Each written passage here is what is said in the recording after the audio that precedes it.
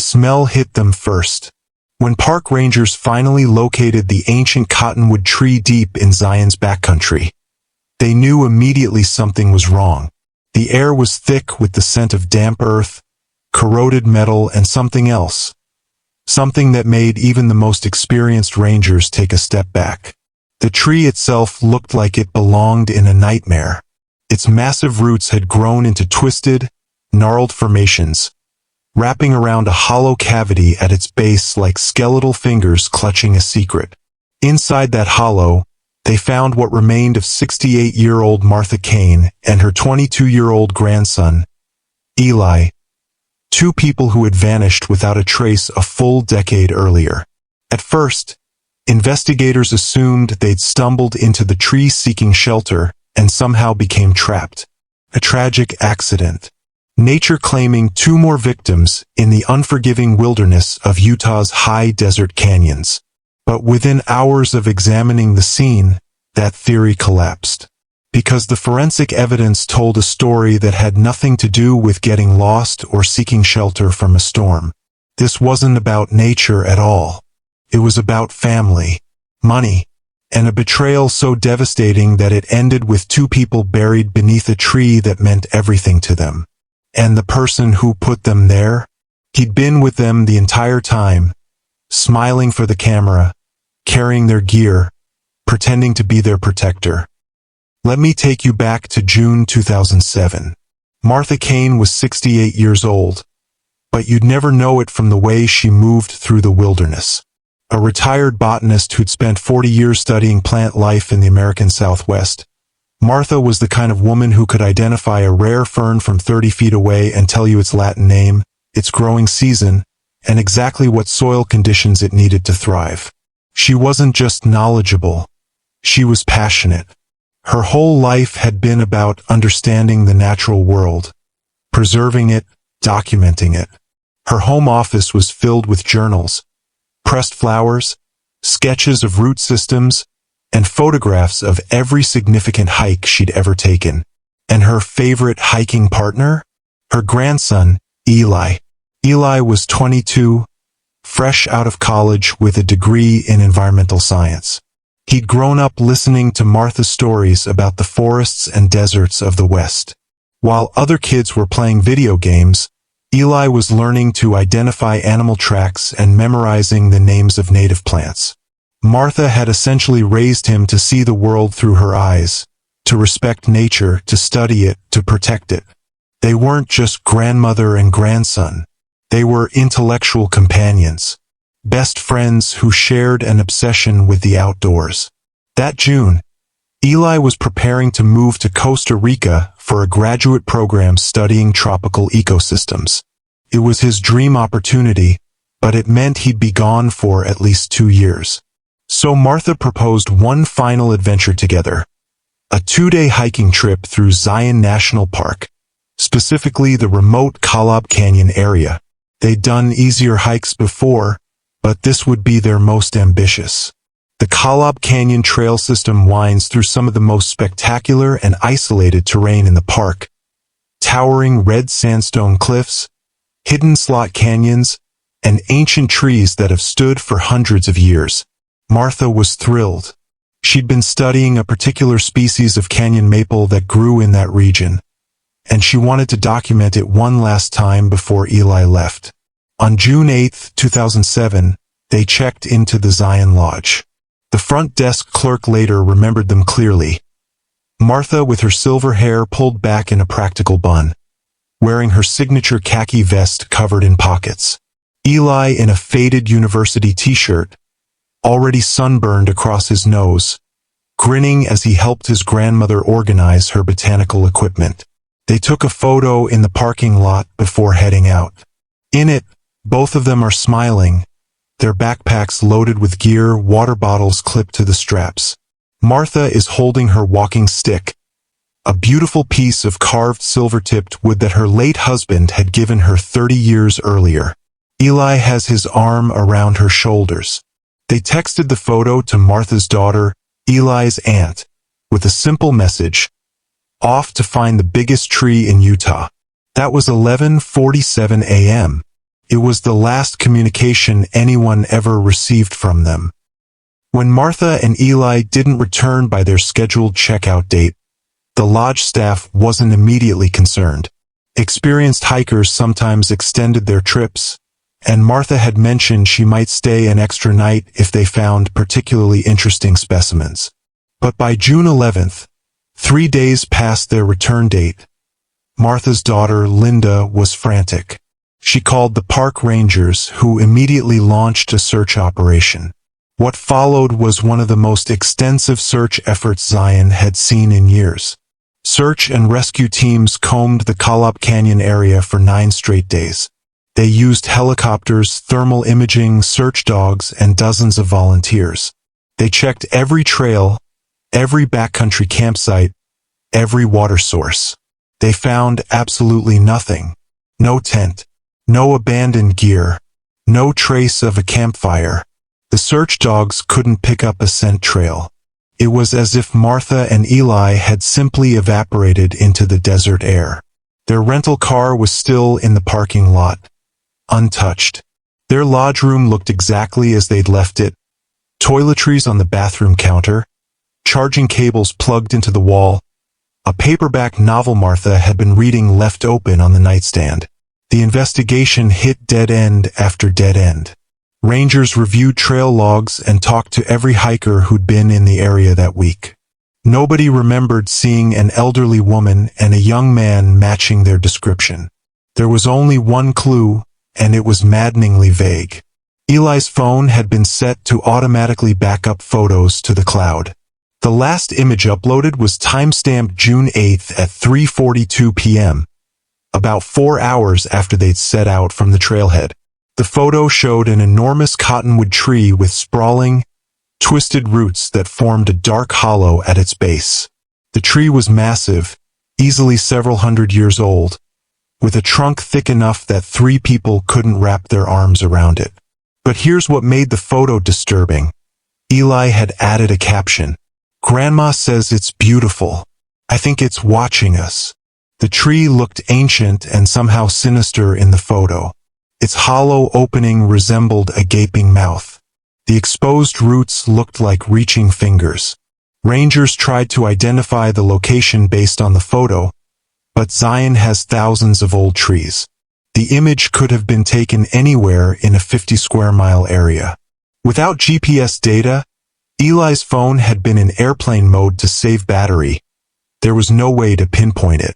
As weeks turned into months, the case grew cold.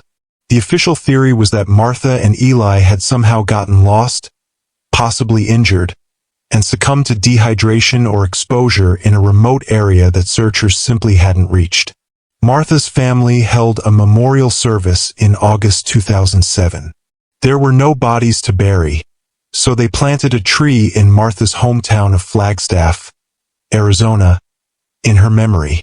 And for 10 years, that's where the story ended.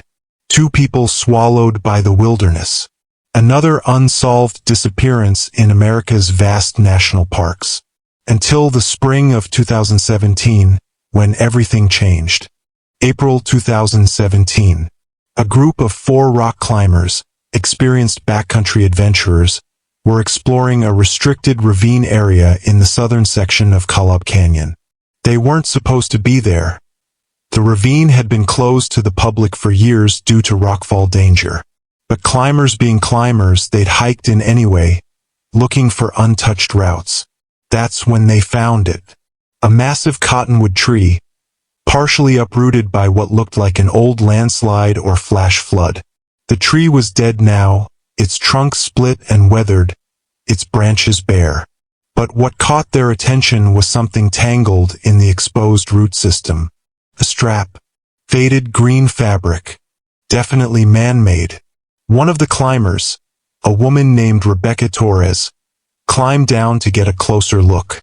As she got closer, her stomach dropped. It wasn't just a strap.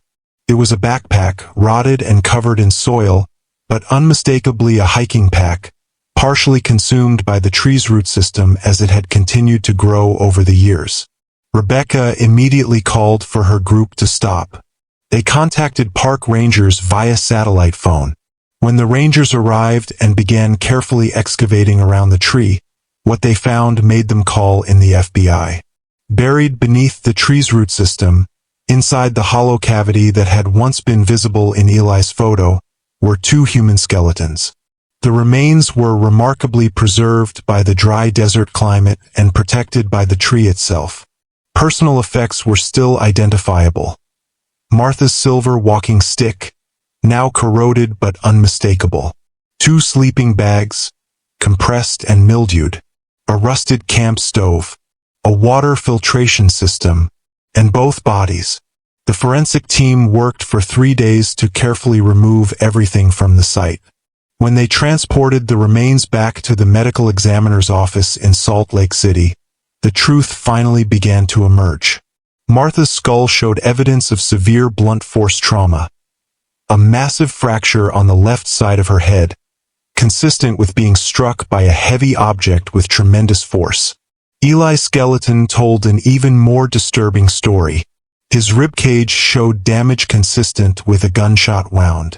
The bullet had entered his chest from the front, traveled through his heart, and lodged in his spine.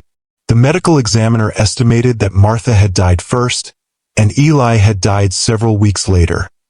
Probably 3 to 4 weeks based on the way the bodies had been positioned and the soil layers around them. This wasn't an accident. This wasn't two people seeking shelter and dying of exposure. This was murder. And the burial was deliberate, careful, almost ritualistic. Someone had placed both bodies in the hollow of that tree, arranged them with their belongings, and then covered everything with soil and rocks, allowing the tree's roots to slowly grow over the grave site. The Zion disappearance case, cold for a decade, suddenly became a double homicide investigation. Detectives from the FBI's Salt Lake City field office took over the case. Special Agent Marcus Webb, who'd been following the Martha and Eli disappearance since 2007, flew back from his current posting in Denver specifically to lead the investigation. The first question was obvious. Who would want to kill a 68-year-old botanist and her grandson? There was no evidence of robbery. Martha's wedding ring was still on her finger. Eli's expensive camera, worth several $1,000s, was in his backpack, damaged by moisture but still there. This wasn't a random attack by a drifter or poacher. The burial was too personal, too carefully staged. Whoever did this had taken time, probably multiple trips, to properly inter the bodies. The crime scene team continued processing evidence from the tree. Inside Eli's backpack, sealed in a waterproof pouch and wrapped in duct tape, they found something extraordinary. A memory card from Eli's camera. The card was damaged, but FBI digital forensic specialists in Quantico managed to recover several video files. What they showed would break the case wide open and reveal a betrayal that shocked even the most hardened investigators. The first few clips were innocent. Martha and Eli hiking, pointing out plants, crossing a shallow stream. Martha talking about the geological history of the canyon. Eli filming his grandmother as she sketched a rare fern in her journal. Then, in the fourth video clip, something changed. A third voice appeared in the audio, male, deep, and disturbingly familiar to investigators who'd reviewed all the original interviews from 2007. The voice was joking with Martha, asking her if she'd found any million-dollar plants yet. Martha laughed and said something about all plants being priceless.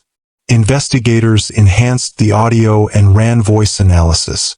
Then they did something crucial. They examined the camera lens reflection in several frames where the camera had been set on a rock to record all three of them. In the reflection, barely visible but unmistakable after digital enhancement, they could see a third person. A man in his early 40s wearing a blue hiking shirt and a baseball cap. Martha's son. Eli's uncle. Daniel Kane. Daniel Kane had always been close to his mother and nephew. Maybe too close, some family members would later say. After Eli's parents, Daniel's sister and her husband, died in a car accident when Eli was 15, Martha had taken custody of her grandson. But Daniel had been heavily involved in raising him too. He was the cool uncle, the guy who taught Eli to fish, who took him camping, who encouraged his interest in environmental science. When Martha wrote her will in 2004, she named Daniel as the executor of her estate. More importantly, Daniel had been put in charge of managing the substantial life insurance payout that Eli had received after his parents' deaths. About $400,000 that was held in trust until Eli turned 25. Daniel was a small business owner, running a struggling outdoor equipment rental shop in Flagstaff. He'd never been particularly good with money, and by 2007, the business was hemorrhaging cash. Here's where the story takes a dark turn. In May 2007, just 1 month before the hike, Eli had requested financial statements for his trust fund. He was turning 23 and wanted to start planning for his future. Maybe buy a house when he came back from Costa Rica. What Eli discovered made him sick. The trust fund, which should have had about $400,000 plus interest, had only $180,000 remaining. Daniel had been borrowing money from the trust for years, supposedly investing it in business opportunities that would pay back with interest. But the investments were failures and the money was simply gone. Eli confronted his uncle. According to phone records later obtained by investigators, the two had a heated argument on May 28, 2007. The call lasted 47 minutes. Then Eli did what any smart 22-year-old would do. He told Martha. Martha was devastated. Daniel was her son, but what he'd done was theft, pure and simple. He'd stolen from his nephew, from a kid who'd already lost his parents. On June 1, 2007, Martha called a lawyer. She was planning to remove Daniel as executor and report him to the authorities. She was also considering changing her own will.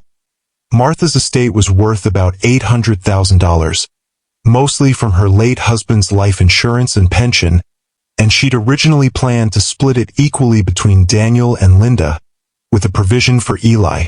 But now, Martha was talking about cutting Daniel out entirely. Daniel found out about the lawyer meeting. Linda later told investigators that Daniel had called her, panicked, on June 5, 3 days before the hike. He'd asked if their mother was really serious about destroying the family over money. And here's the detail that investigators initially missed in 2007. Daniel had told everyone he was going on a photography retreat in New Mexico the week of June 8. But when FBI agents went back through old evidence, they found something extraordinary. A credit card receipt from a gas station in Hurricane, Utah, just 15 miles from Zion National Park, dated June 8, 2007, at 10:23 a.m. Daniel's credit card. He'd lied about being in New Mexico. He'd been at Zion the exact same day Martha and Eli disappeared. The FBI brought Daniel in for questioning in May 2017.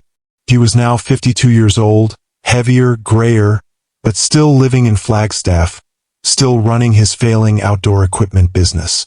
At first, Daniel maintained his innocence. He claimed he'd been in New Mexico, that the gas station receipt must be a mistake, that he'd loved his mother and nephew and would never hurt them.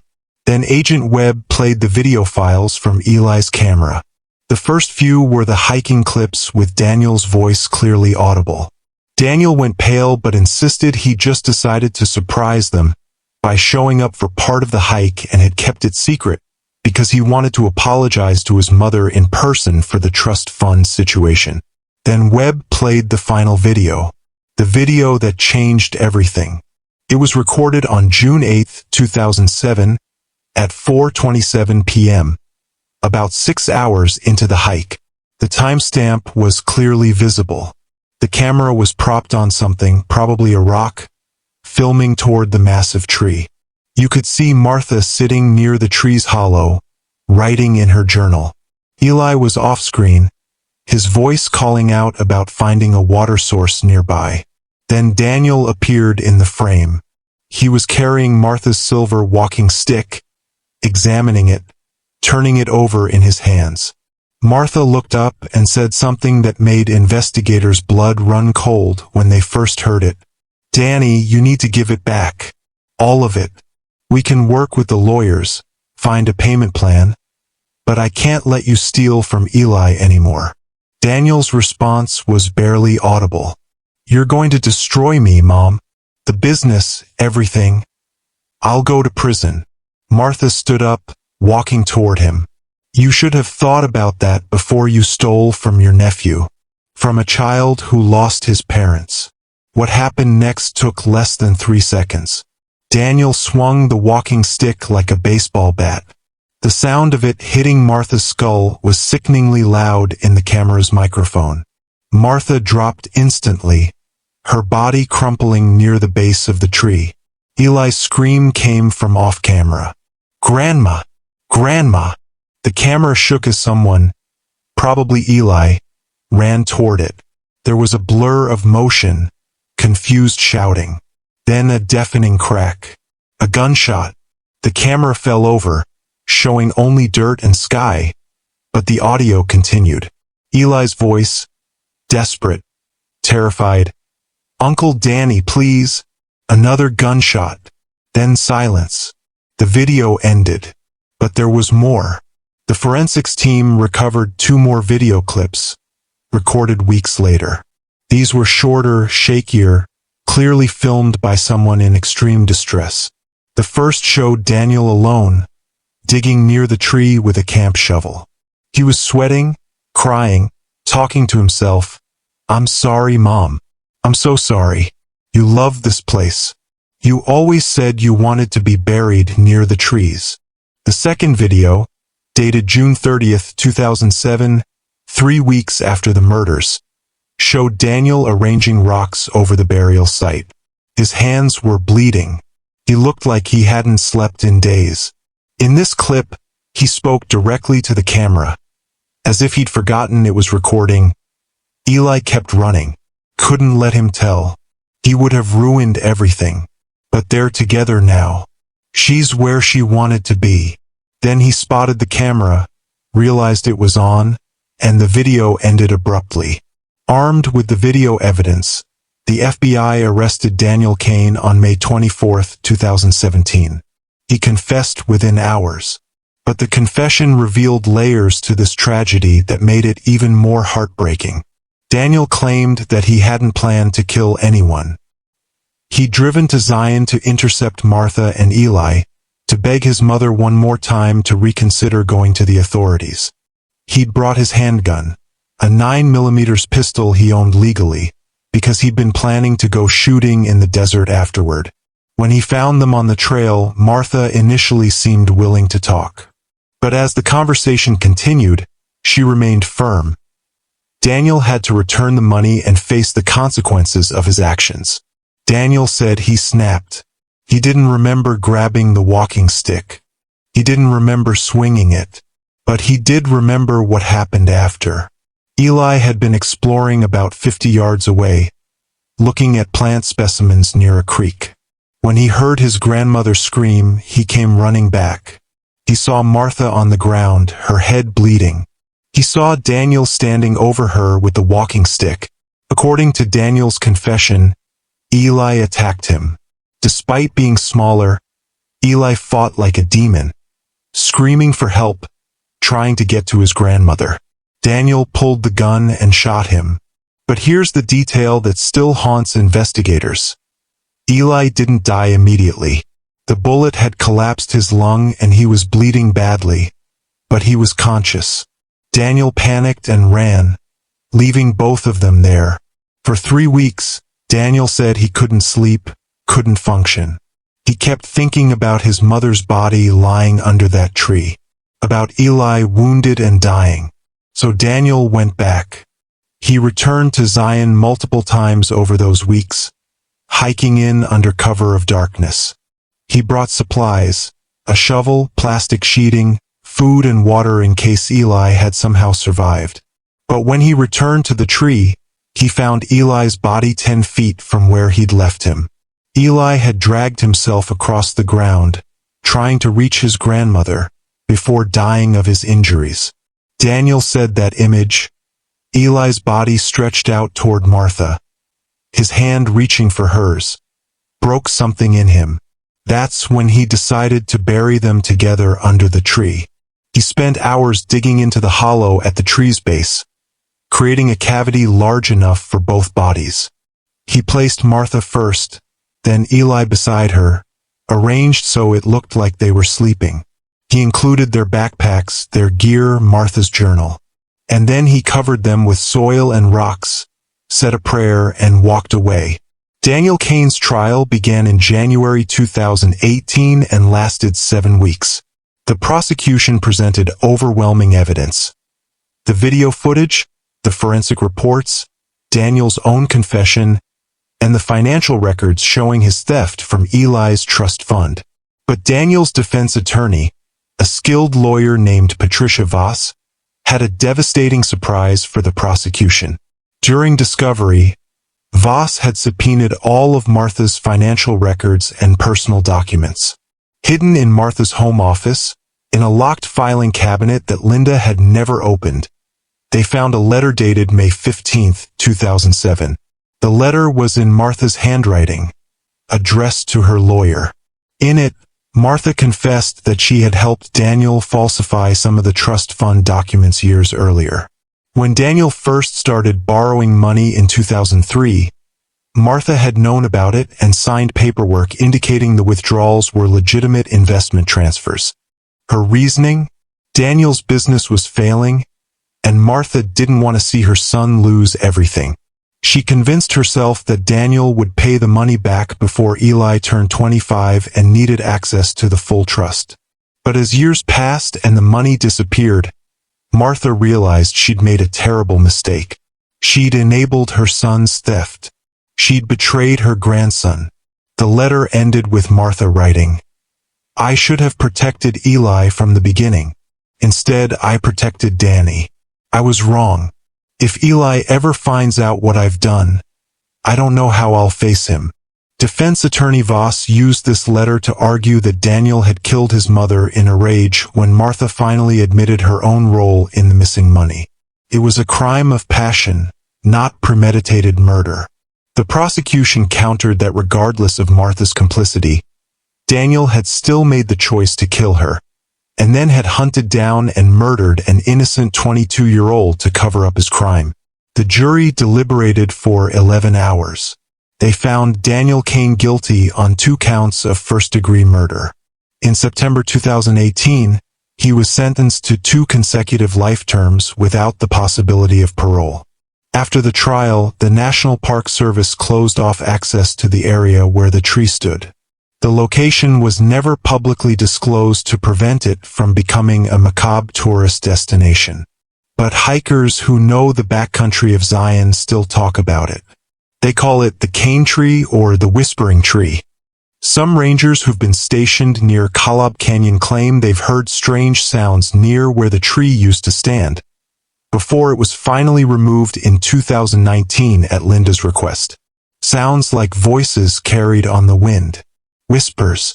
It's probably just the desert wind moving through the canyons, creating echoes and auditory illusions. Probably.